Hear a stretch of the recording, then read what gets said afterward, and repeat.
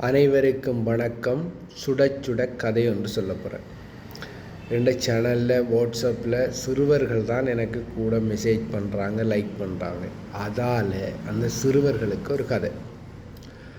வேடனும் புறாவும். ஒரு காட்டிலே வேடன் ஒருத்தன் வாழ்ந்து வந்தான். அப்போ அந்த வேடன் ஒவ்வொரு நாளும் தனக்கு தேவையான உணவினை வேட்டையாடி பெற்றுக்கொள்வான்.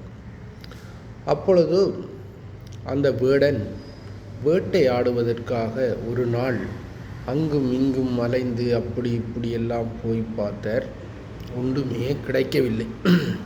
ஆகவே அவருக்கு சரியான களைப்பு ஏற்பட்டதன் காரணமாக ஒரு மரத்தின் கீழே தான் உட்கார்ந்து கொண்டு இருந்தார். உட்கார்ந்து கொண்டு இருக்கிற நேரத்திலே மேலே பார்த்தான் ஒரு காட்டுப்புறா.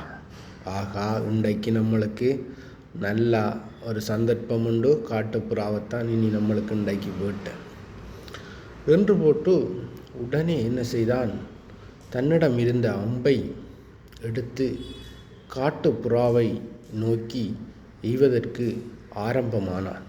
அந்த நேரத்தில் கீழே இருந்த ஒரு எறும்பு ஒன்று சரியாக இலக்கு பார்த்து இருக்கின்ற டைமில் அந்த எறும்பு வேடனின் காலில் கடித்து விட்டது. அப்போ கடித்தவுடனே வில்லு தவறி குளத்திற்குள் விழுந்து விட்டது. ஆகவே அந்த வேடன் உடனடியாக வில்லு துளைந்தவுடன் அந்த சத்தத்தில் புறாவும் பறந்து சென்று விட்டது. அதேபோல் வழமையாக அந்த புறா அந்த மரத்திலே வந்து இருப்பது வழக்கம். வேடன் அவ்வாறே புறா பறந்தவுடன் சென்று விட்டான். அப்பொழுது பார்த்தால் புறா மீண்டும் அந்த மரத்தில் வந்து இருந்தது. அந்த நேரத்தில் பார்த்தால் எறும்பு அலையினால் அடிக்கப்பட்டு குளத்தின் நடுவே சென்று விட்டது. எறும்பினால் நீந்த முடியாது, தத்தளித்து கொண்டே இருந்தது. அதை பார்த்த புறா உடனடியாக ஒரு இலையினை தனது சொண்டுகளால் ஆய்ந்து குளத்துக்குள்ளே போட்டது. மெதுவாக வந்து எறும்பு அந்த இலையில் ஏறி அமர்ந்து கொண்டது.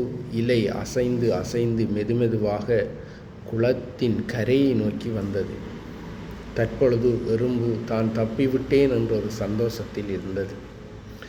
ஆகவே சிறுவர்களே, நாம் செய்கின்ற சிறு சிறு உதவிகளுக்கும் பலன் கிடைக்கும். ஆகவே அனைவரும் நாம் உதவி செய்ய வேண்டும். நன்றி. சுட சுட கதைகள், கமல்.